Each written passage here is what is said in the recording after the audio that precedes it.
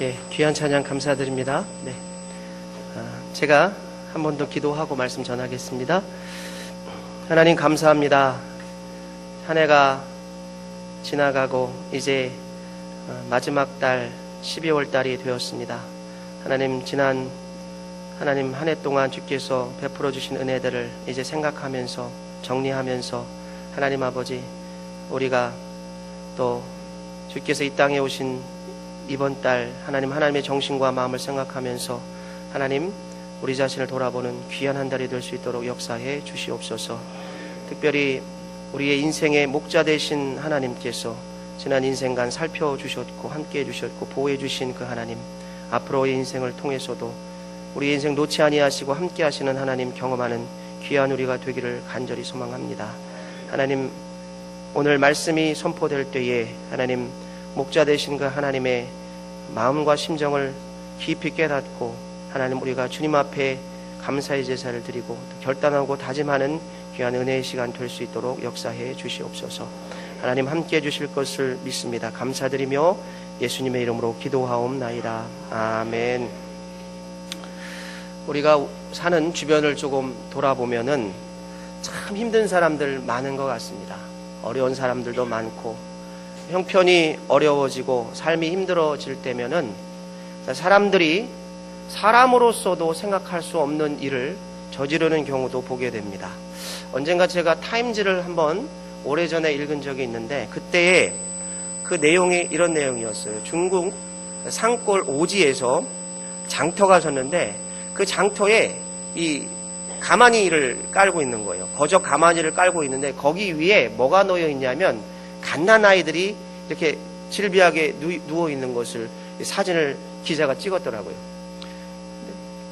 이유인즉슨 이 생활고에 시달린 아이 부모들이 아이들을 전문적으로 그렇게 매매 알선하는 사람에게 팔고 또 팔려간 아이들은 사람들이 와서 사는데 이렇게 다리를 잡고 이렇게 들어 올린 다음에 입도 한번 벌려보고 항문도 벌려보고 마치 소나 돼지를 사는 것처럼 그렇게 애를 이렇게 체크업을 한 다음에 그 다음에 괜찮다고 하면 사가지고 돈을 주고 사가지고 가가지고 평생 자신의 집에서 노예로 삼는 그러한 광경을 이제 타임즈 기자가 찍고 그렇게 기사를 내보냈던 그런 기사를 제가 본 적이 있습니다. 굉장히 충격적이었고 참 사람이 어떻게 이럴 수 있을까라는 생각을 하게 됐던 적이 있습니다. 그런데 언젠가 누군가에게서 제가 한국에서도 신생아 매매라는 그 단어를 인터넷에 쳐보면 비밀리에 그런 매매가 이루어지고 있다는 얘기를 들었습니다. 이제 출산을 앞둔 부모들이 이런저런 이유 때문에 도저히 애를 키울 수가 없으니까 이제 입양시켜 보내야 되겠다 하고서 브로커를 사가지고 돈을 받고 넘긴다는 그런 참 너무나 황당한 이야기를 들었는데 어쨌든 이러보나 저러보나 참 주님 오실 날이 가까워왔다라는 생각은 계속 하게 됩니다. 세상에는 금전적인 어려움뿐만이 아니라 어떤 주변에 몰려오는 극심한 어떤 상황들과 환경들 때문에 극심한 스트레스로 인해서 심리적인 불안감이라든지 그리고 어떠한 압박 가운데 허덕이는 많은 사람들이 있습니다. 계속적인 어떤 사람들과의 상황과의 환경과의 계속적인 갈등과 압박은 사람들로 하여금 불안증과 또 우울증을 유발하게 되고 어떨 때는 심할 때는 공황장애까지 그렇게 유발하게 돼서 심지어는 정신적인 질환을 유발하게 돼서 나중에는 자살로까지 이어지는 경우도 보게 됩니다. 자, 이렇게 각박한 생활, 어려운 생활, 힘든 생활, 참 어렵고 스트레스가 많은 이 정말 인생을 살아가면서 우리가 뭔가 해결책을 찾아야 돼요. 그래서 사람들은 이곳을 둘러보고 저곳을 둘러보고 무엇인가 해결책을 찾기 위해서 이제 나아갑니다. 그런데 아무리 해결책을 찾아가 보려고 해도 꽉 막힌 담뿐이 보이지를 않습니다. 솟아날 구멍이 없는 거예요. 그래서 사람들은 이 사람 붙잡고 한번 해결해 보려고 하고 저 사람 붙잡고 한번 해결해 보려고 노력을 많이 합니다. 그런데 아무리 그렇게 해도 사람을 붙잡고 환경을 붙잡고 상황을 붙잡아도 좀처럼 이 꽉 막힌 우리의 이 생활이 풀리지를 않습니다. 그런데 여러분 세상 사람들과는 다른 가치관을 쫓고 세상 사람들과는 다른 진리를 쫓는 무리가 있습니다. 그들이 바로 예수 그리스도를 믿는 사람들의 무리라는 사실입니다. 어떻게 예수 믿는 사람들은 세상 사람들과 그렇게 다른 삶을 살 수 있을까? 어떻게 다른 가치관을 살 수 있고, 어떻게 그런 모든 상황을 이겨낼 수 있고 뚫고 나갈 수 있으며, 어떻게 그런 모든 상황들 가운데서 새로운 힘과 원동력을 느끼며 살아갈 수 있을까라는 것을 우리가 생각해 볼 때에, 그 이유는 그 환경과 역경을 뛰어넘는 어떤 힘과 능력을 주시는 어떤 분이 있다라는 사실을 우리가 깨닫기 때문인 줄 믿습니다. 그분은 온 우주를 창조하신 분이고, 그분은 모든 것을 가지신 분인 줄 믿습니다. 그분은 모든 것을 해결할 수 있고, 그분은 어디서든지 계시고, 그분은 어떠한 인간의 슬픔과 불행을 능히 이기고 치유할 수 있는 분이신 줄 믿습니다. 그분이 바로 누구십니까? 그분이 바로 우리의 아버지 되시는 여호와 하나님이신 줄 믿으시기를 주님의 이름으로 축원합니다.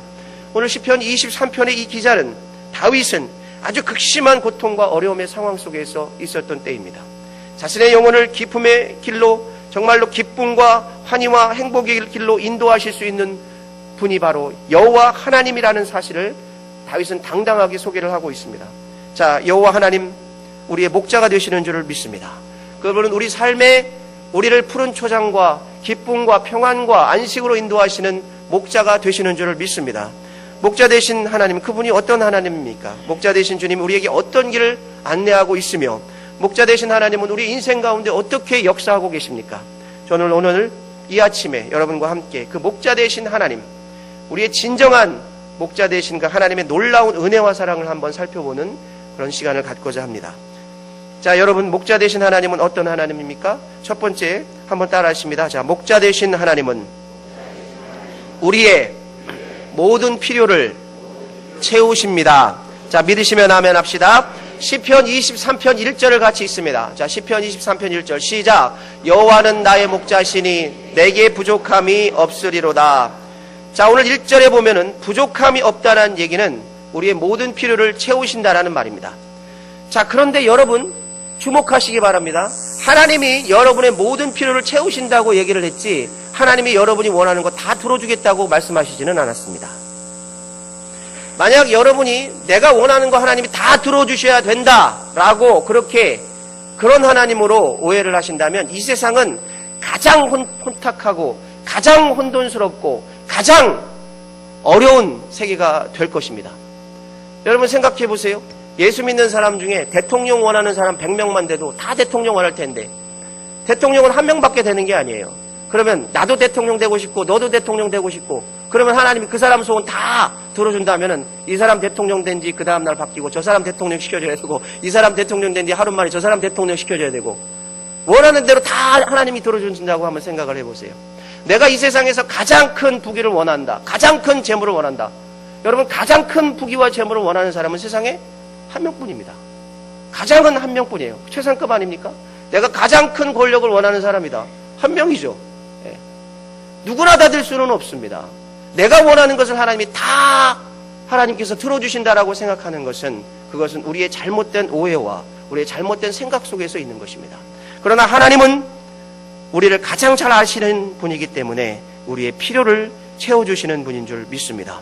우리가 이 세상에서 만약에 내가 원하는 것을 하나님은 다 들어주셔야 된다고 생각을 하면은 아마 이 세상에서 가장 형편없는 사람이 될 것입니다. 왜냐하면 우리는 여전히 육을 입고 살고 있고, 여전히 육으로부터 유혹을 받고 있는 존재이기 때문에, 우리는 항상 우리 육을 만족시키려고, 그런 우리의 육과 우리의 욕심을 만족시키려고 하는 그런 관성의 법칙 아래에 살아가고 있기 때문입니다.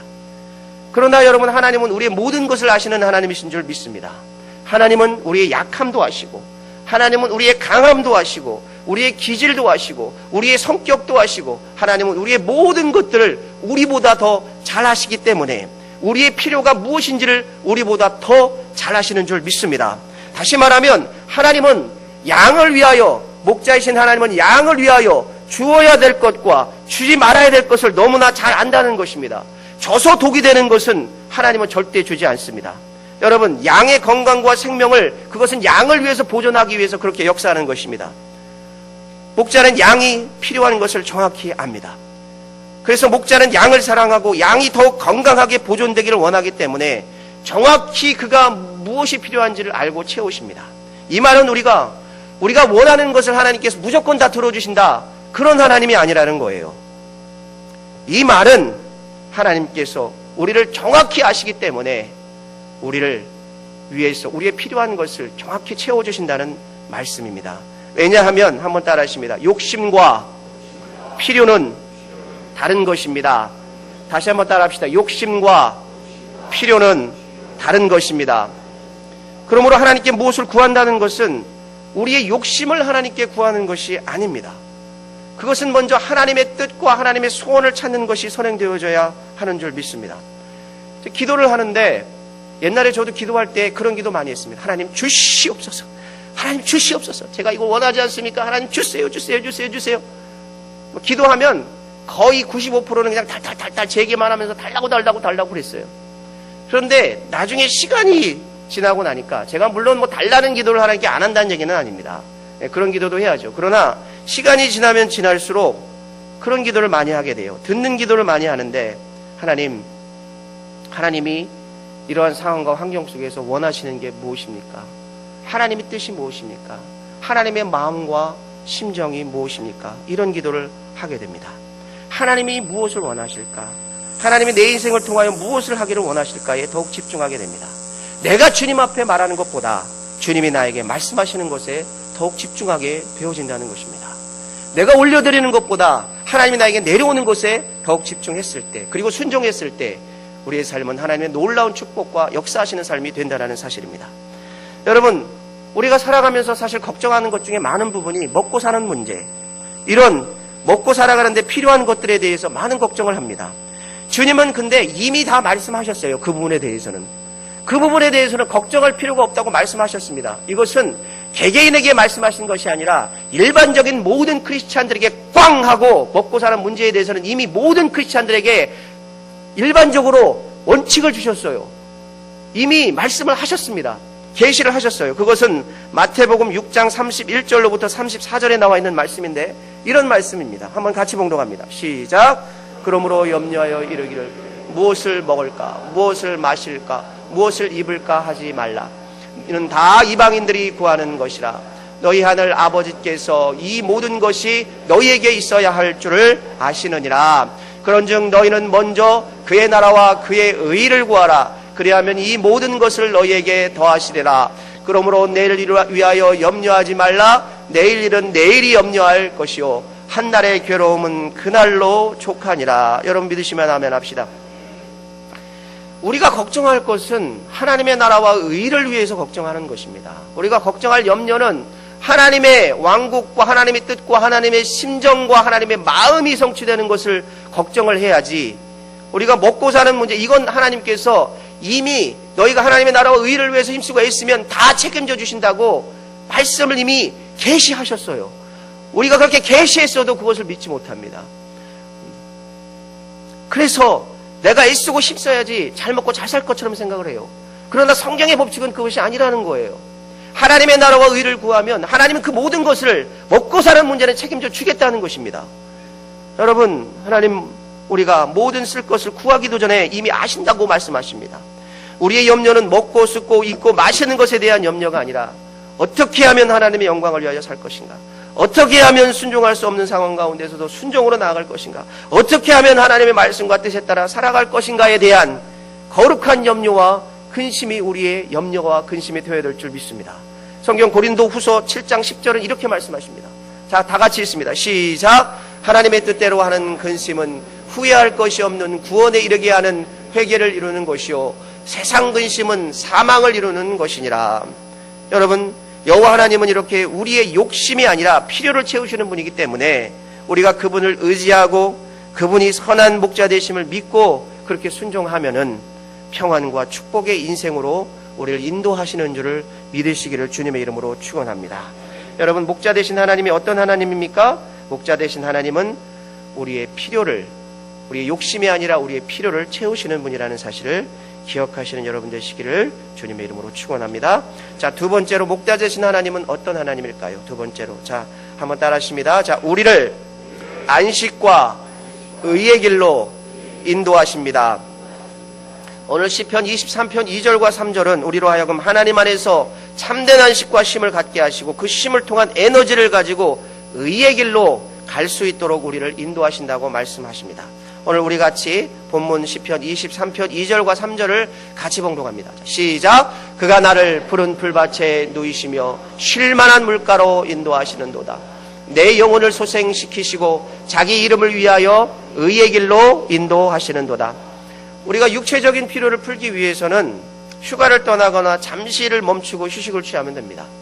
그러나 오늘 본문이 이야기하는 쉼과 안식은 단순히 어떤 육체적인 그러한 안식이 아니라 영혼의 참된 안식을 이야기하는 줄 믿습니다. 참, 우리가 주변을 둘러보면은 참 이 세상에 참된 안식이 있을까? 세상 사람들 보면은 너무너무 불안하고 초조하고 우울하고 참된 안식 가운데 살아가지 못하는 것 같아요. 자, 그러니까 스스로 한번 자기가 마음의 평정을 누려보고 참된 안식을 찾아보려고 명상하고 극기 프로그램을 찾아다니고 요가를 하고 별 이상한 세상적인 방법들을 다 동원해서 자신의 불안한 마음과 불행한 그러한 삶에 대한 염려나 근심을 덜어보려고 합니다. 그러나 그런 것으로 근본적인 영혼의 쉼과 안식을 얻을 수는 없습니다. 성경 마태복음 11장 28절부터 30절은 이렇게 이야기합니다. 자, 우리 다 같이 봉독합니다. 시작. 수고하고 무거운 짐진 자들아 다 내게로 오라. 내가 너희를 쉬게 하리라. 나는 마음이 온유 겸손하니 나의 멍에를 메고 내게 배우라. 그리하면 너희 마음이 쉼을 얻으리니 이는 내 멍에는 쉽고 내 짐은 가벼움이라 하시니라. 믿으시면 아멘 합시다. 자, 여러분, 하나님은 여러분들이 여러분의 삶 가운데 가지고 있는 모든 명예와 어려운 것들에 대해서 그것을 맡기를 원하십니다. 여러분들이 그 모든 어려운 것을 주님께 맡기시기를 원하십니다. 그래서 참된 평강의 삶으로 여러분을 인도하시기를 원하시는 줄을 믿습니다. 하나님 맡기라고 그러는데도 하나님 걱정하지 마세요. 하나님 제가 그냥 이거 다 컨트롤할 수 있고 제가 알아서 할 수 있습니다. 하나님 맡기기 싫어요. 제가 자존심이 있지 하나님께 맡기겠어요? 이러면서 하나님께 못 맡기는 사람이 있어요. 하나님 앞에 무슨 자존심을 찾습니까? 여러분, 결코 자신이 가진 인생의 짐을 하나님이 주시는 만큼 참된 평안으로 온전히 이루어갈 수 있는 인생은 없습니다. 여러분, 영적인 피곤함은 여러분 평강의 근원이신 우리 하나님만으로 치유될 수 있음을 믿으시기를 주님의 이름으로 축원합니다. 자, 그렇다면 의의 길이라는 게 무엇일까? 어떤 게 의의 길일까? 의의 길이라는 것은 우리가 이렇게 하나님 안에서 어떤 영적인 안식을 취하고 안식을 얻은 다음에 힘이 생길 거 아니에요. 에너지가 생깁니다. 그 에너지를 얻게 된 후에 하나님이 우리의 인생을 이끌어 가시는 장소가 바로 의의 길인 줄 믿습니다. 의의 길이라는 것은 갈 때는 어려워 보여요. 그리고 험한 오솔길, 좁은 길 같이 보입니다. 그러나 그 길은 궁극적으로 생명과 기쁨이 존재하는 그러한 놀라운 길인 것을 믿으시길 바랍니다. 그 생명과 기쁨이 존재하는 곳으로 가기 위해서 하나님이 우리에게 요구하시는 것이 있는데 그게 무엇인가? 그 의의 길을 가기 위해서 날마다 하나님께서 우리에게 말씀하시는 그 삶이 있습니다. 그것이 무엇이냐? 한번 따라 하십니다. 거룩한 삶. 자, 거룩한 삶. 자, 의의 길을 가기 위해서 우리에게 요구하시는 것이 거룩한 삶입니다. 하나님께서 거룩한 삶을 요구하시는데 여러분, 거룩이란 말의 의미는 무엇입니까? 거룩이란 말의 원어적 의미는 분리라는 의미가 있습니다. 분리, separation, 분리된다는 의미죠. 그런데 이 분리를 이야기할 때에 많은 사람들이 분리하니까 내가 짐 싸가지고 산으로 가서 돛 닦아야 되겠다 이렇게 생각하면 그것은 기독교적인 거룩이 아닙니다. 기독교적인 거룩을 쫓지 않은 다른 종교의 사람들은, 불교나 다른 종교는 거룩을 찾는다고 세상을 떠나서 짐 싸고 산에 올라가서 돛 닦지만, 그러나 기독교에서 말하는 거룩의 의미는 그런 장소적 분리의 거룩이 아니라 세상 속에 살면서 세상에 거하면서 세상으로부터 물들거나 영향을 받지 않고 세상을 변화시키는 거룩이 바로 기독교의 거룩인 줄 믿으시기를 주님의 이름으로 축원합니다. 그러므로 의의 길은 갈 때는 힘들고 어려운 것이지만, 그러나 우리에게 요구하시는 거룩한 삶을 우리가 잘 가꾸어서 이루어 나가면 결국 생명과 기쁨과 평안의 길이 우리에게 예비되어 있는 줄 믿으시기를 주님의 이름으로 축원합니다. 자, 여러분, 이렇게 목자의 삶, 우리 목자가 되시는 하나님은 어떤 하나님입니까? 그 하나님은 여러분 우리를 안식과 의의 길로 인도하시는 하나님이시라는 사실을 여러분 기억하시기를 주님의 이름으로 축원합니다. 자, 마지막 세 번째로 한 가지 더, 목자 되신 우리 하나님은 우리를 어떠한 하나님으로 역사하십니까? 한번 따라 하십니다. 목자 되신 우리 하나님은 우리를 어떠한 슬픔과 고난의 현장에서도 보호하십니다. 믿으시면 아멘 합시다. 목자 되신 하나님은 우리가 어떤 슬픔에 있든지 어떤 고난에 있든지 어떠한 환난에 있든지 목자 되신 그 하나님은 보호하신다는 것입니다. 함께 하신다는 것입니다. 우리를 그냥 내버려 두지 않는다는 것입니다. 시편 23편 4절을 다 같이 봉독합니다. 4절. 자, 시작. 내가 사망의 음침한 골짜기로 다닐지라도 해를 두려워하지 않을 것은 주께서 나와 함께 하심이라. 막대기가 나를 안위하시나이다. 여러분, 여기에 보면은 내가 사망의 음침한 골짜기를 다닐지라도 라는 말이 있습니다. 죽음의 골짜기를 의미하는 것입니다. 이스라엘에 죽음의 그늘이라는 골짜기가 실제로 있었다고 합니다. 아주 가파르고 아주 좁은 협곡인데 햇빛이 정오에만 들 정도고 나머지는 아주 음침하고 침침한 그런 죽음의 그늘이라는 골짜기가 실제로 존재했고, 아마 시편 23편을 쓸 때에 다윗은 바로 이 죽음의 골짜기를 연상하면서 아마 이 시를 쓰지 않았을까 그렇게 생각을 합니다. 성경에 보면 골짜기라는 말이 많이 있습니다. 이 말은 삶의 가장 어려운 상황들을 묘사할 때에, 환난을 묘사할 때에, 힘든 상황일 때, 그때 성경의 기자들이 많이 골짜기라는 말을 썼던 것을 보게 됩니다. 여호수아 7장 26절은 이렇게 이야기합니다. 같이 한번 봉독합니다. 시작. 그 위에 돌무더기를 크게 쌓았더니 오늘까지 있더라. 여호와께서 그의 맹렬한 근노를 붙이시니 그러므로 그곳 이름을 오늘까지 아골 골짜기라 부르더라. 시편 84편에 보면 눈물의 골짜기라는 곳에 대해서도 이야기하고 있습니다. 84편 6절을 같이 봉독합니다. 시작. 그들이 눈물 골짜기로 지날 때 그곳에 많은 샘이 있을 것이며 이른 비가 복을 채워주나이다. 여러분, 우리가 인생을 살아가면서 잊지 말아야 될 것은 우리가 살아가는 인생의 여정 가운데 역경이 없을 수는 없습니다. 역경이 있습니다. 그러나 지금 여러분의 삶 가운데 어떠한 역경의 골짜기로 들어가시는 분이 있다 할지라도, 힘든 환난의 골짜기로 들어가시는 분이 있다 할지라도, 살면서 여러분 좌절과 실패와 고난의 골짜기로 들어가시는 분이 있다 할지라도, 그러나 이런 일이 일어난다고 해도 여러분 놀라거나 두려워하시는 여러분 되지 마시기를 바랍니다. 예측할 수 없는 역경이 우리에게 다가와서 우리에게 문제와 시련과 어려움을 주고 우리의 마음을 아프게 할지라도, 우리가 사망의 음침한 골짜기를 다닐지라도 여러분 기억하셔야 될 거 있습니다. 한번 따라하십니다. 골짜기는 반드시 끝이 있습니다. 다시 한번 따라하십니다. 역경은 반드시 끝이 있습니다. 여러분, 골짜기는 반드시 그 골짜기를 지나고 나면 찬란한 햇빛이 비치는 새로운 영광의 세계가 있다는 것입니다. 여러분, 인생을 살면서 어두운 터널을 지나고 있다고 생각하시는 분들이 있다면, 그러나 언젠가는 그 어두운 터널을 지날 때에 그 지나는 그 순간에 찬란한 햇빛이 비치는 놀라운 축복의 세계가 있다는 것입니다. 여러분, 고린도후서 4장 17절은 다음과 같이 성경은 증거하고 있습니다. 같이 봉독합니다. 시작. 우리가 잠시 받는 환난에 경한 것이 지극히 크고 영원한 영광에 중한 것을 우리에게 이루게 하려. 목적이 있는 거예요. 우리가 환난을 받고 우리가 골짜기를 지나고 역경을 받는 것은 그 후에 주어질 놀라운 영광의 중요한 것, 영광의 축복을 위해서 하나님께서는 우리에게 역경을 허락하실 수도 있고 우리가 고난의 골짜기를 갈 수도 있다라는 것입니다. 여러분, 그러므로 믿는 자들에게 주어지는 역경과 환난은 그 역경과 환난 자체로만 끝이 아니라는 사실을 믿으시길 바랍니다. 믿는 자에게는 영원한 영광을 이루게 하시려는 과정이 있다라는 거예요. 우리가 그 과정을 겪고 나갈 때, 그 과정을 과감하게 우리가 묵묵하게 인내로 견디면 그 후에는 반드시 하나님이 주시는 축복의 삶이 우리에게 예비되어 있는 줄 믿습니다. 그렇다면 왜 하나님께서 우리에게 역경을 허락하십니까? 하나님께서 왜 우리에게 때로는 사망의 음침한 골짜기를 허락하시는 것일까요? 왜 하나님께서는 우리로 하여금 광야의 길을 허락하십니까?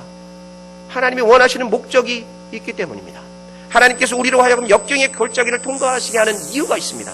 그것은 우리로 하여금 더욱더 주님을 바라보기를 원하시기 때문입니다. 상황과 환경과 사람을 바라보지 않고 더욱더 주님만을 붙잡기를 원하시는 줄을 믿습니다. 더욱더 주님께 부르짖기를 원하시는 줄을 믿습니다. 우리가 더욱 영적으로 성숙하여 주님의 성품을 담기를 원하시는 줄을 믿습니다. 하나님의 관심은 여러분, 우리가 세상적으로 조금 더 편리하게 살고 조금 더 편하게 사는 것, 그것을 하나님이 원하시는 것은 아닙니다. 하나님의 관심은 우리의 영적인 성숙에 있는 것인 줄 믿습니다. 우리가 더욱더 예수의 형상을 닮아가는 그 그 정신에 하나님은 또 관심이 있는 거예요. 여러분, 요한복음 10장에 보면은 하나님께서 목자와 양의 관계를 이야기하십니다. 요한복음 10장은 목자는 양을 알고 양도 목자를 안다고 이야기를 합니다. 요한복음 10장 10절을 한번 우리 같이 봉독합니다. 시작. 도둑이 오는 것은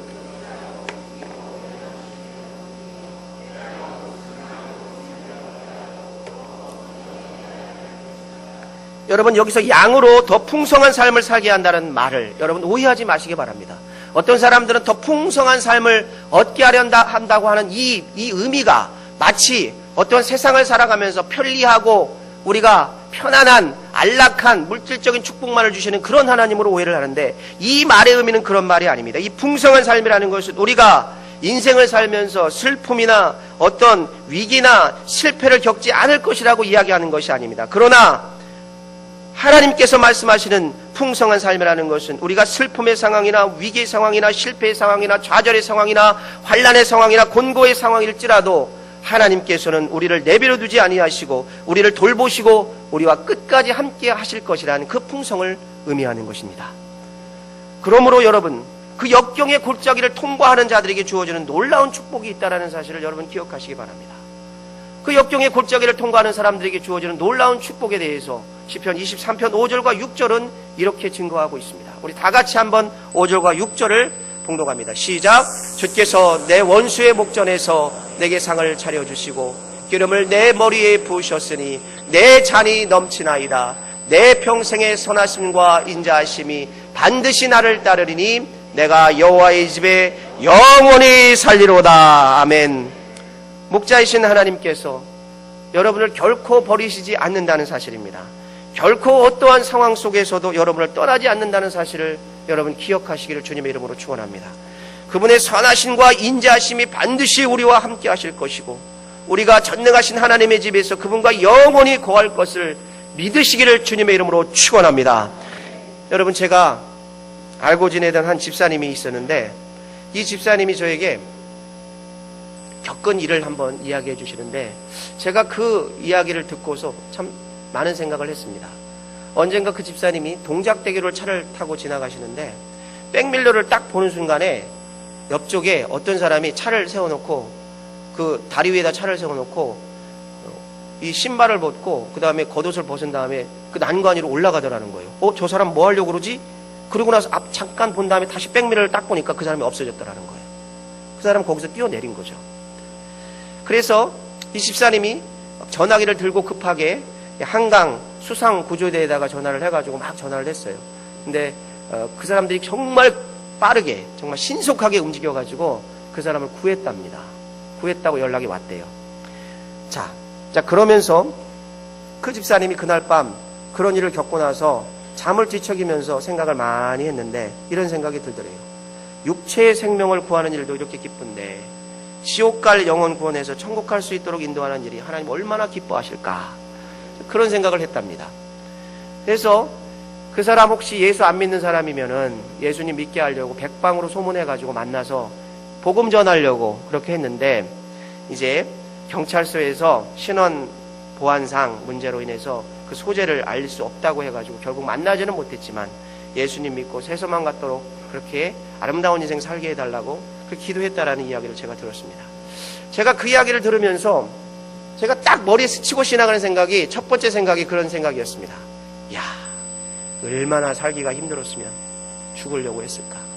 얼마나 본인이 스트레스 받고 힘들고 고난이 환난의 그런 삶이었으면 그렇게 자살하려고까지 했을까. 그런 생각 한번 하면서 또 한 가지 또 스치고 지나가는, 동시에 스치고 지나가는 생각은, 야, 그분이 만약 예수님 만났더라면, 자, 목숨 끊을 정도의 그런 용기 가지고 자, 예수님 믿었더라면 얼마나 좋았을까라는 그런 생각을 해보았습니다. 여러분, 믿는 자로서 우리에게 영원한 평강과 안식과 의의 길을 주시는 하나님께 감사합시다. 하나님, 그분은 우리가 어떠한 상황과 환경 속에서도 하나님 우리를 보살펴 주시겠다고 약속하셨습니다. 우리의 참된 목자 되신 우리의 여호와 하나님은 아무리 막막한 삶의 현실 속에서도 우리에게 소망의 길을 보여주실 것이고, 보이지 않고 잡히지 않는 암울한 삶의 현장 속에서도 여전히 우리와 함께 하실 줄 믿습니다. 제가 오늘 말씀을 정리합니다. 오늘 본문의 다윗은 여러분 상황이 아주 안 좋았어요. 온갖 대적들이 그를 추격하는 상황 가운데 있었습니다. 좌로 보나 우로 보나 빠져나갈 구멍이 없는 참으로 암담한 그러한 현실이었습니다. 다윗은 이 현실의, 이 절망의 현실 속에서 그가 다짐한 것은 그 현실을 빠져나가기 위해서 어떤 사람에게 도움을 구하기를 거부했습니다. 사람을 바라보지 않았습니다. 다윗은 이 절망의 현실 속에서 이 고난의 현장을 탈출할 또 다른 수단을 추구하지 않았습니다. 다윗은 지금 이 절망의 시기에 가장 필요한 것은 내가 필요한 모든 것을 채우실 수 있는 하나님이라는 사실을 고백합니다. 그가 붙잡는 것은 그의 모든 환난과 고통과 고난을 소망과 기쁨과 평안으로 인도할 수 있는 그의 인생 가운데 실제적으로 경험했던 바로 그 하나님을 온전히 붙잡는 일이었습니다. 오늘 저는 이 시간 여러분에게 도전하고 싶습니다. 여러분 어떤 고난의 현장 가운데 있습니까?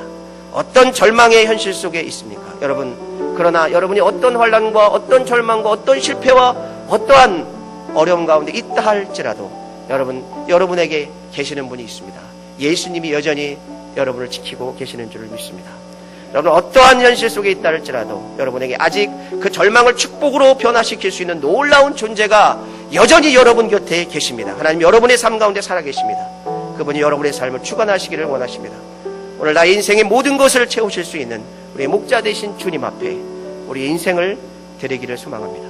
그래서 오늘 우리 사랑하는 성일의 재단의 모든 식구들이 절망이 소망이 되고 좌절이 축복이 되고 실패가 성공이 되는 놀라운 역사를 경험하는 그러한 여러분의 가정, 여러분의 개인 되시기를 우리 주님의 이름으로 간절히 축복하고 축원합니다.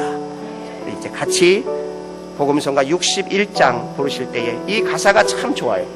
날마다 숨쉬는 순간마다 내 앞에 어려운 일 보내 주님 앞에 이 몸을 맡길 때 슬픔 없네 두려움 없네 주님의 그 자비로운 손길 항상 좋은 것 주시도다.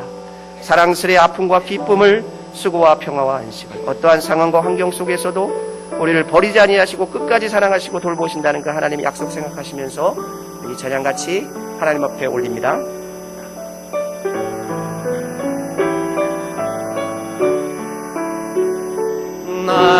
날마다 숨쉬는 순간마다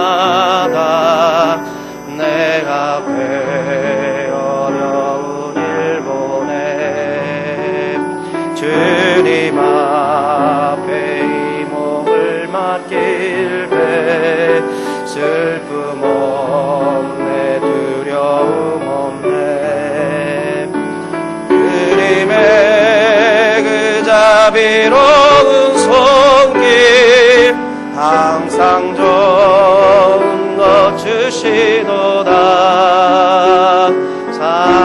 사랑스레 아픔과 기쁨을 수고와 평화와 안식을 날마다 주님 내 곁에 계셔 주님 내 곁에 계셔 자비로 날 감싸주시네